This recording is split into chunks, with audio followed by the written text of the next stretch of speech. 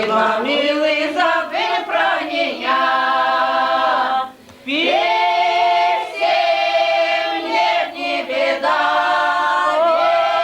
ведь клялся тогда, что и Бога не любит меня. Песен нет, не беда, ведь он клялся тогда, что и плана не любит меня.